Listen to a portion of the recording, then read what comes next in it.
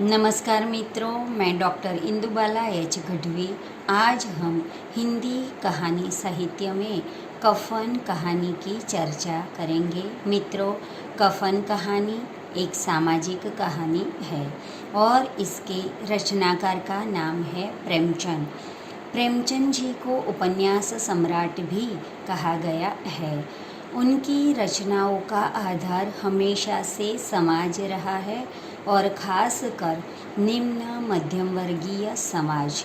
कफन उनकी एक ऐसी ही कहानी है। ग्रामवासी निम्न मध्यम वर्ग के ऐसे दो पात्र गीसू और माधव का यहाँ चित्रण किया गया है, जो सामाजिक अत्याचार सहते सहते समस्त मानवीय भावों से शून्य होकर पशुवत जीवन बिताने लगते हैं। कफन कहानी का कथानक बहुत ही संक्षिप्त है। माधव की पत्नी बुधिया प्रसव वेदना से बुरी तरह तड़प रही है। वह कराहती है, चिल्लाती है, परंतु उसके पति माधव और ससुर गीसू पर इन सब पीड़ाओं का कोई असर नहीं होता, क्योंकि उनका सारा ध्यान चोरी के पकते हुए आलूओं में लगा है। बुधिया की मृत्यु हो जाने पर उसके कफन के लिए भीख मांगकर जमा किए हुए रुपयों से शराब पीना भी उनकी पशुता वृत्ति का ही परिचय देता है। इस तरह कफन कहानी में दो ऐसे पात्रों का चित्रण है जो मानवीय दृष्टि से पतन की उस सीमा तक गिर चुके हैं जिससे नीचे गिरने की कोई गुंजाइश ही बाकी नहीं है। कफन कहानी का शीर्षक सार्थक है। वह पाठक को चौंकाने वाला है और इस शीर्षक से पाठक की उत्सुकता बनी रहती है। बहुत कुछ बुद्धि लड़ाने पर भी कहानी के अंत के संबंध में किसी से कोई संदर्भ नहीं पाता। कहानी का उत्तरार्ध इस शीर्षक से ही घनिष्ठ रूप से संबंधित है और दोनों पात्रों को जीवन का सुवर्ण दिवस कफन की बदौलत ही देखने को मिलता है। इस कारण कफन सभी दृष्टिकोण से एक उचित शीर्षक है। कफन कहानी में हम देखते हैं कि बुधिया की हालत बहुत खराब है। वह प्रसव वेदना से बुरी तरह तड़प रही थी। झोपड़ी के बाहर उसका पति और उसके ससुर दोनों अलाव में दबे हुए चोरी के आलू को खाने में मस्त दिखाई देते हैं। बाप बेटे से कहता है कि जाकर देख तो आ बेटा, तो बेटा उत्तर देता है कि मरना ही है तो जल्दी क्यों नहीं मर जाती, देखकर क्या करूं।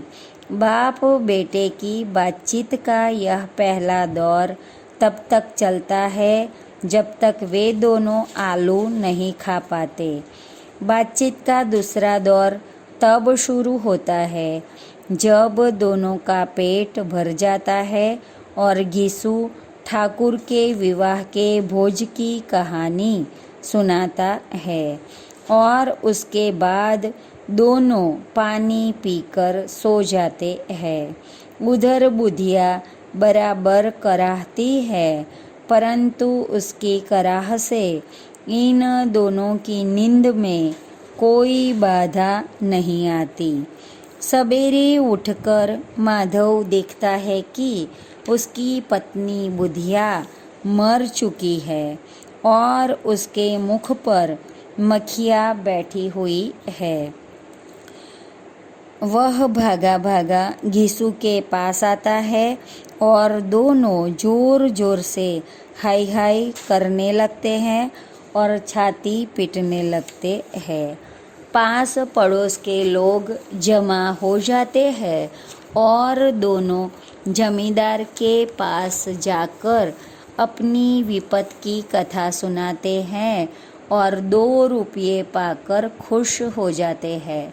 घीसू जमींदार के नाम का ढिंढोरा पीटना खूब जानता है, अतः 2-2, 4-4 आने गांव वालों से मिल जाता है। कहीं से अनाज मिल जाता है तो कहीं से लकड़ी मिल जाती है। उधर लोग बांस काटने लगते हैं, उधर घीसू और माधव को दोनों बाजार में कफन लेने चले जाते हैं। बाजार में पहुंचकर बाप बेटे कफन की व्यर्थता और सार्थकता पर देर तक बहस करते हैं। कभी इस दुकान पर तो कभी उस दुकान पर कफन देखते हैं, परंतु उन्हें रेशमी सूती कोई भी कपड़ा जचता नहीं है। अंत में दोनों मधुशाला के सामने पहुंच जाते हैं और भीतर प्रवेश करते हैं। घीसू एक बोतल खरीदता है और तली हुई मछलियाँ लाता है। दोनों शांतिपूर्वक खाते पीते हैं। कुछ देर बाद भोजन करते हैं और उसके बाद 2 सेर पूड़ियाँ मंगाई जाती है। दोनों भरपेट भोजन करते हैं और बची हुई पूड़ियाँ भिखारी को दे देते हैं। धीरे धीरे नशा चढ़ता है और फिर दोनों नाचने लगते हैं, उछलते हैं, अभिनय भी करते हैं और आखिर में नशे में वहीं पर गिर पड़ते हैं। कफन कहानी में केवल 2 ही पात्र है, 60 वर्ष का बाप घीसू और उसका जवान बेटा माधव। जाति के दोनों चमार है और सारे गांव में बदनाम है। घीसू एक दिन काम करता है तो 3 दिन आराम करता है। माधव इतना कामचोर है कि आधे घंटे काम करता है तो घंटे भर चिलम पीता है। जहाँ तक घर में मुट्ठी भर अनाज रहता है तो दोनों के लिए काम करने की कोई ज़रूरत नहीं है। जब 2-4 फाके हो जाते तो कभी लकड़ी तोड़कर और बेचकर काम चलाया जाता। दोनों कर्ज से लदे हुए हैं, गालियाँ खाते हैं, मार खाते हैं, परंतु इन सब बातों का उन पर कोई असर नहीं होता। घीसू की पत्नी बहुत दिन पहले मर चुकी थी। माधव का विवाह पिछले साल हुआ था। घर में एक स्त्री के आ जाने से खान पान में कुछ व्यवस्था आ गई थी, परंतु इस व्यवस्था ने उन दोनों को और भी आलसी बना दिया था।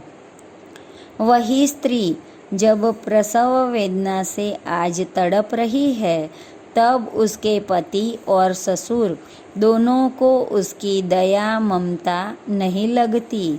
दोनों यह इंतजार करते हैं कि वह मर जाए तो आराम से सो सके। घीसू ने दुनिया देखी है, परंतु माधव अल्हड़ है। घीसू को जन मनोवृत्ति का अच्छा ज्ञान है, परंतु माधव इस संबंध में बहुत दूर है। माधव कहता है कि बाल बच्चा हो गया तो क्या होगा, घर में तो कुछ भी नहीं है। तो घीसू उसकी इस चिंता का तुरंत ही उत्तर देता हुआ कहता है कि सब कुछ आ जाएगा, भगवान दे तो जो लोग अभी 1 पैसा भी नहीं दे रहे, वे ही कल बुलाकर रुपये देंगे। मेरे 9 लड़के हुए, घर में कुछ न था, मगर भगवान ने किसी तरह बेड़ा पार लगाया। बुधिया जब मर जाती है तब भी घीसू जानता है कि जन वर्ग की सहानुभूति कैसे प्राप्त की जाती है। सबसे पहले वह जमींदार के दरबार में पहुंचता है और कहता है, सरकार, बड़ी विपत्ति में हूँ। माधव की घरवाली रात को गुजर गई। रात भर तड़पती रही सरकार, हम दोनों उसके सिरहाने बैठे रहे। दवा दारू जो कुछ हो सका सब कुछ किया। वह हमें दगा दे गई। अब कोई रोटी देने वाला भी न रहा मालिक। तबाह हो गए, घर उजड़ गया। आपका गुलाम हूँ। अब आपके सिवा कौन उसकी मिट्टी पार लगाएगा। हमारे हाथ में तो जो कुछ था वह सब दवा दारू में उठ गया। सरकार की दया होगी तो उसकी मिट्टी उठेगी। आपके सिवा किसके द्वार पर जाऊँ। गीसू ने आदि से अंत तक सभी बातें झूठी कही, क्योंकि वह जानता है कि झूठ बोले बिना वह किसी की दया का पात्र नहीं बन सकता। अपने अभिनय में उसे पूरी सफलता मिलती है। जमींदार से वह 2 रुपये पा लेता है और तब जमींदार का नाम लेकर गांव के अन्य लोगों से भी कुछ रुपये प्राप्त कर लेता है। यह सब उसके अनुभव की महानता का प्रतीक है। माधव 2 बार आगे भी अपनी अनुभवहीनता का परिचय देता है, परंतु घीसू दोनों बार उसका समाधान कर देता है।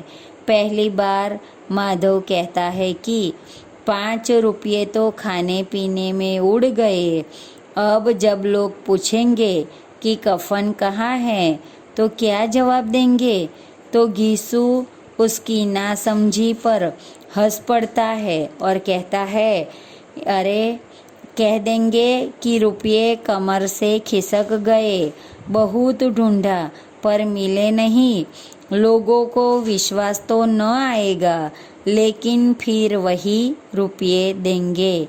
इतना सुनकर भी माधव थोड़ी देर बाद दोबारा पूछता है कि कफन कहाँ से मिलेगा। तो घीसू कहता है कि उसको कफन मिलेगा और इससे भी बहुत अच्छा मिलेगा। घीसू ने कुछ वाक्य ऐसे कहे हैं जिनसे उसकी व्यवहारिक बुद्धि का पता चलता है। जैसे कफन खरीदने की बात को लेकर वह कहता है कि कैसा बुरा रिवाज है कि जिसे जीते जी तन ढकने को चिथड़ा भी न मिले, उसे मरने पर नया कफन चाहिए। इसी प्रकार जब माधव शराब के नशे में आकर कहता है कि वह वैकुंठ में जाएगी दादा, वह वैकुंठ की रानी बनेगी, तब भी घीसू का उसकी व्यवहारिक बुद्धि का परिचय मिलता है कि हाँ बेटा, वैकुंठ में जाएगी, किसी को सताया नहीं, किसी को दबाया नहीं, हमारी जिंदगी की सबसे बड़ी लालसा पूरी कर गई। घीसू और माधव के चरित्र में 2 अन्य विशेषताएं भी देखने को मिलती है। घीसू बाहर से कितना भी निर्लज हो, परंतु उसे इतना तो ध्यान है कि प्रसव वेदना से तड़पती हुई वधू को देखने झोंपड़ी के भीतर उसे नहीं जाना चाहिए। माधव जब उससे कहता है कि तुम ही जाकर उसे देखो, तब उसका उत्तर देते हुए कहता है कि मेरी औरत जब मरी थी तो मैं 3 दिन तक उसके पास से हिला तक नहीं था। घीसू के इन शब्दों में मर्यादा में बंधा हुआ उसका ससुर का रूप बोल रहा है। इसी प्रकार माधव भी यद्यपि आलुओं के लोभ से तड़पती हुई पत्नी को देखने नहीं जाता, फिर भी उसे इतना तो ध्यान है कि उसके लिए कफन की व्यवस्था न करके मैंने उसके प्रति घोर अन्याय किया है। घीसू और माधव के चरित्र की उपरोक्त विशेषताओं के उद्घाटन में ही लेखक की सारी कला है, क्योंकि इनके कारण ही दोनों के घोर पतन पर भी पाठक उनसे घृणा नहीं करता, उन पर तरस खाता है। कफन कहानी के संवाद भी कथा प्रसंग को आगे बढ़ाने के साथ साथ पात्रों के चरित्र के गुण अवगुण संबंधी संकेत करने की विशेषता भी रखते हैं। कफन कहानी के संवादों में यह विशेषता सर्वत्र मिलती है। कहानी के प्रारंभ में घिसू और माधव का यह संवाद दोनों को मोह ममता के भावों का परिचय देता है। घिसू ने कहा, मालूम होता है बचेगी नहीं, सारा दिन दौड़ते हो गया, देख तो आ। तो माधव चिढ़कर बोलता है कि मरना ही है तो जल्दी मर क्यों नहीं जाती, देखकर क्या करूं। घिसू और माधव के इस प्रकार के वार्तालाप आगे भी देखने को मिलते हैं।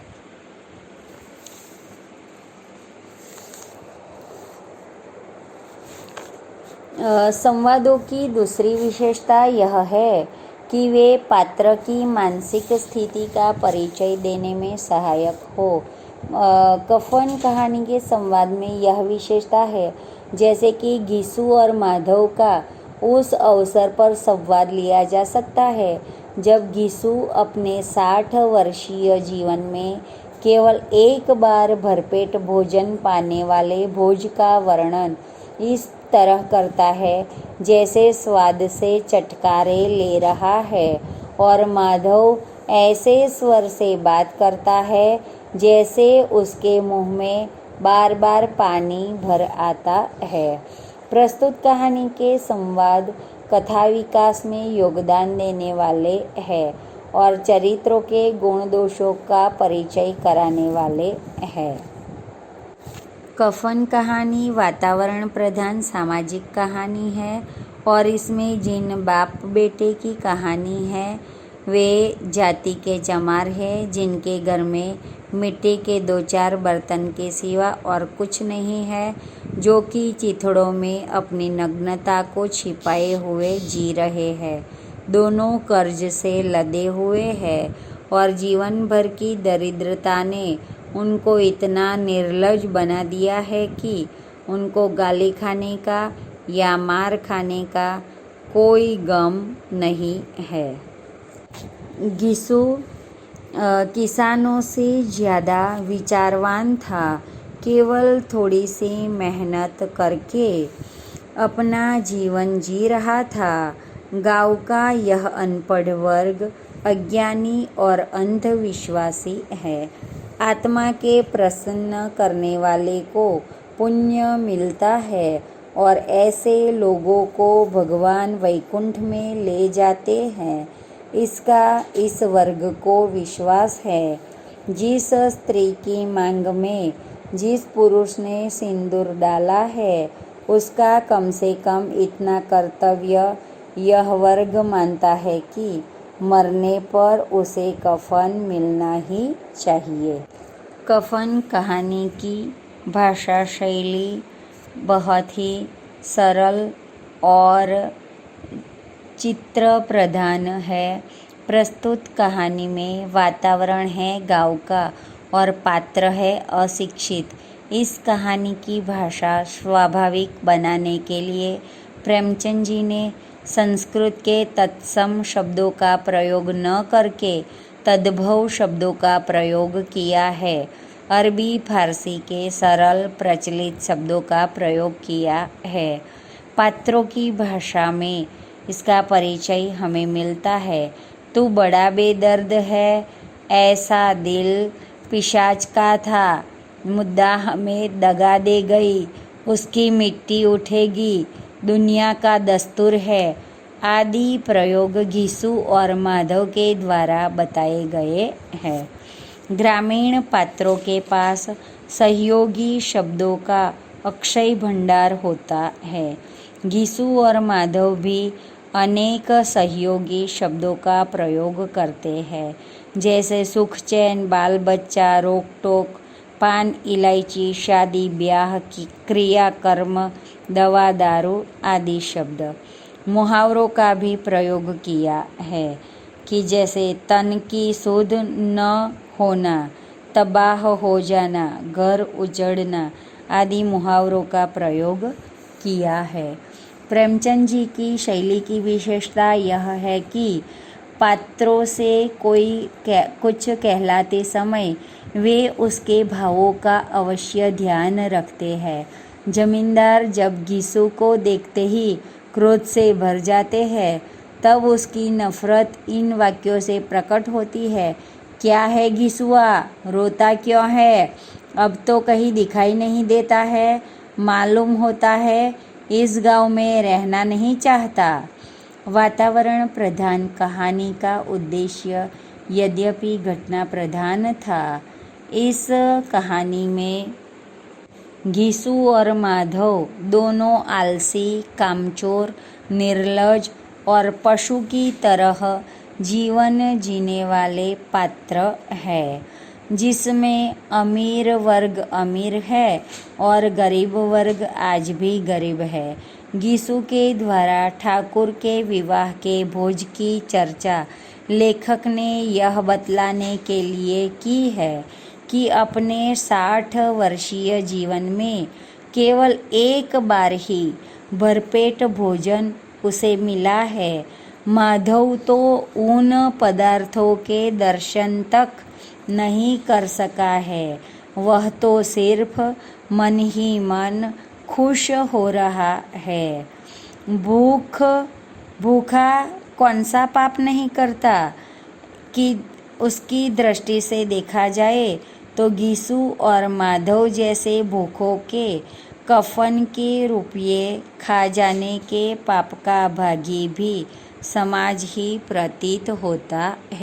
अतः कफन कहानी का उद्देश्य यह बताना है कि यदि समाज ऐसे पशु मनुष्यों की संख्या में वृद्धि नहीं होने देना चाहता, तो उसे इनके प्रति अपनी शोषण नीति में सुधार करना होगा।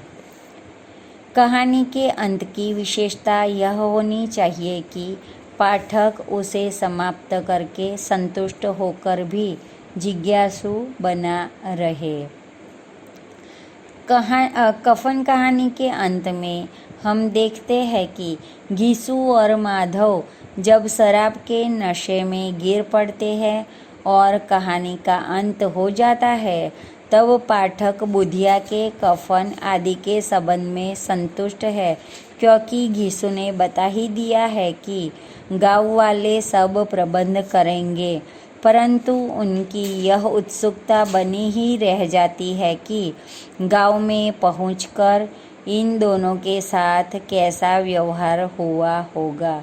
इस प्रकार कहानी कला के तत्वों के आधार पर कफन कहानी एक सफल सर्वश्रेष्ठ कहानी है।